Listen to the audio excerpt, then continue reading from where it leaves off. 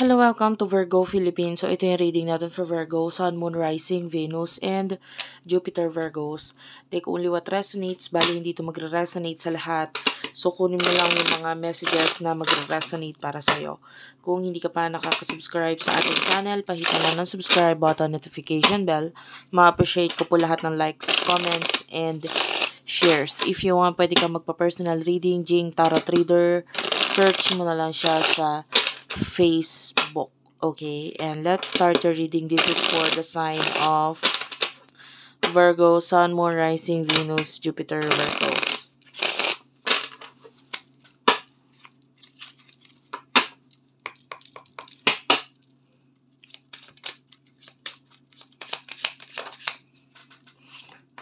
You do have your Seven of Hearts.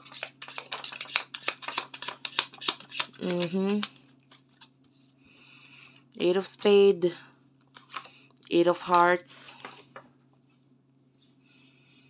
Four of Clover. Bottom of the deck is the Eight of Diamonds, so that's an angel number for you. That's 888. Okay. Cancer, Scorpio, Pisces, Aries, Leo, Sagittarius. All the signs are here. Taurus, Virgo, Capricorn, Aries, Leo, Gemini, Libra, and Aquarius. So, lahat ng sign is already here. So, for what I can see here, I can see stability sa'yo. Napakaganda. I feel like yung iba sa inyo, no? Hindi mo to energy eh. This is an energy of someone na thinking of you, no? Itong person na ito might be is currently pwedeng siya ay stuck sa situation, pero hindi yon nagiging hadlang para isipin or lagi kang maalala nitong taong to. Parang lagi kanya naaalala. Hindi nagiging hadlang yung pagka-stuck niya sa isang relasyon. I feel like that's another relationship. The Seven of Hearts, that's your person na parang tinitignan niya kung tama ba yung napili niya or na yung choices niya, feeling niya tama, the energy is that feeling niya tama naman, okay naman. The problem is that bakit hanggang ngayon naaalala at naiisip pa rin kita. So, ganun parang, I feel like nasa isang relasyon siya wherein feeling niya, okay naman tong karelasyon ko, okay naman tong relationship na meron ako ngayon. Pero bakit naiisip pa rin kita, naaalala pa rin kita? This person is a very hardworking person with the eight of diamonds. So, sabi ko nga, itong past person na to is wanting this Three of Hearts. Gusto niya ng reconciliation sa inyong dalawa. I feel like you are already stable. Maybe in the past, nakita ka niya as someone na nasa dark na energy. So, that could mean hindi magandang flow ng buhay, finances,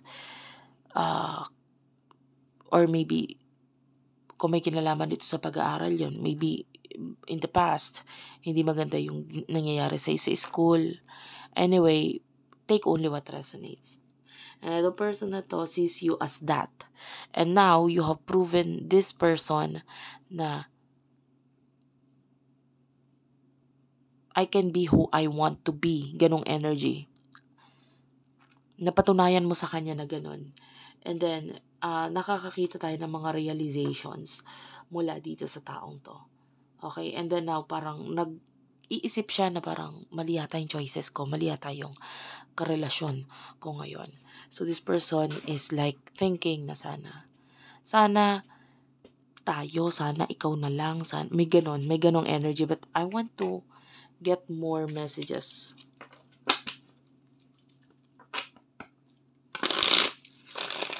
Ano yung emotions ng person na ito towards you?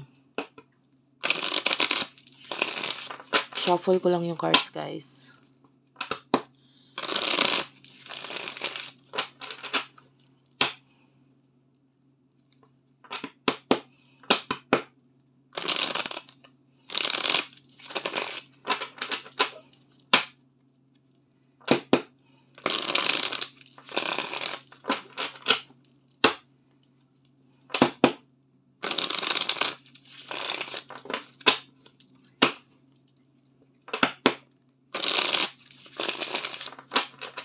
Spirit Guides, Angel Guides for the sign of Virgo. Sun, Moon, Rising, Venus, Jupiter, Virgos. One last shuffle. Okay, I feel good. I feel good. Okay, itong person na to, emotion niya para sa'yo. Wow, Ace of Swords.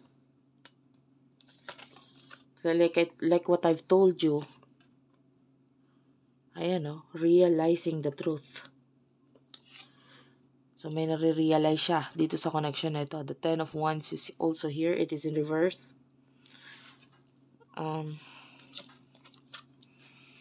You do have the Queen of Coins. Yeah, that's why. Okay, that's why. Like what I've told you, maybe kaya ka dini-daydream or iniisip nitong person nito, it is because na-realize na that you are the Queen of Coins. You are someone na mature, very successful. You are someone na practical. You are someone that I want to be with. And this person is like the magician. Mina-manifest ka nitong person nito. Mina-manifest ka ng taong to. You do have the Nine of Coins. I feel like itong person na ito is, I don't know, it feels like yung pakiramdam niya is naloko siya, nagamit, maybe kung bakit nasa sitwasyon siya ngayon, na maybe hindi siya completely happy, and it is because feeling niya, kaya siya nasa sitwasyon na yon, nagamit siya, or naloko siya, or nauto siya. That's the energy. And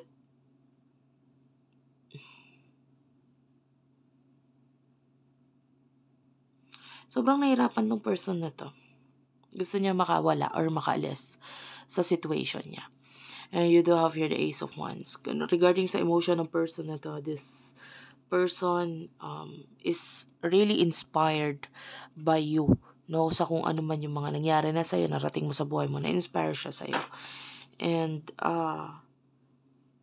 yeah, feeling niya nagkaroon ng opportunity sa inyo, pero parang sinayang niya yung opportunity. Parang ganun. So what will happen in the near future for you, Virgo? Near future for Virgo, Sun, Moon, Rising, Venus, Jupiter, Virgos. Sun, Moon, Rising, Venus, Jupiter, Virgos, please. For the sign of Virgos.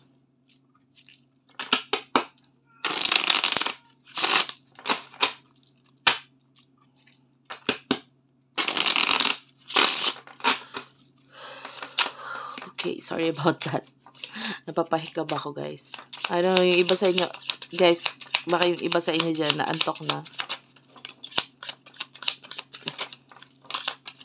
Okay. Oh my gosh. Hindi ko to in-expect. Hindi ko to in-expect, guys.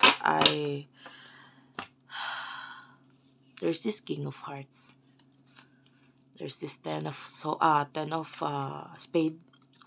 Four of Hearts. Five of Spade. Three of Spade. Okay. Hindi ko to in-expect. Kasi sa totoo lang, the energy here is some kind of ending. I feel like with the Four of Hearts, may kinalaman ito sa relationship. Something very stable. Something na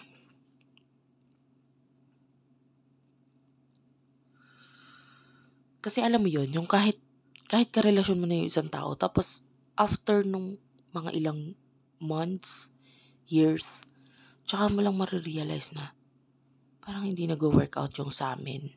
Ganun eh. And then, because of this realization, nakakita tayo dito ng big change na mangyayari, which is high chance of an ending of a situation, breakup, separation. And maaaring, lalo na, nagpakita na sa atin, dalawang 10 na yan. This is the 10 of Wands and the 10 of Swords. So, nagpapakita yan as like an ending with the number 10. ending number. Tapos nakikita natin na with the King of Hearts, this is your person. This is the person na may gusto sa'yo. Hindi naman dahil ikaw ang dahilan kung bakit niya i-end or bakit magkakaroon ng ending dito. Three of Swords is here.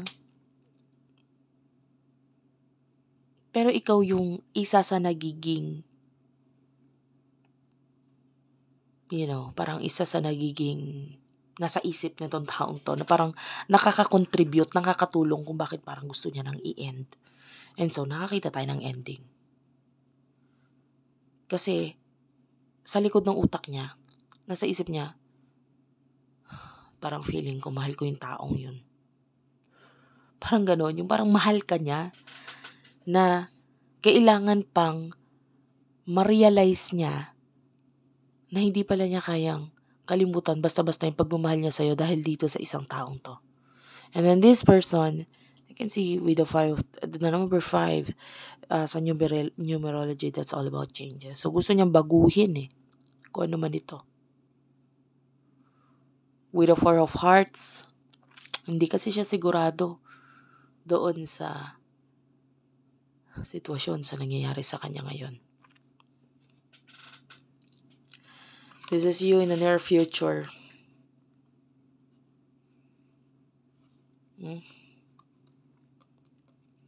Queen of Clover with the Jack of Hearts.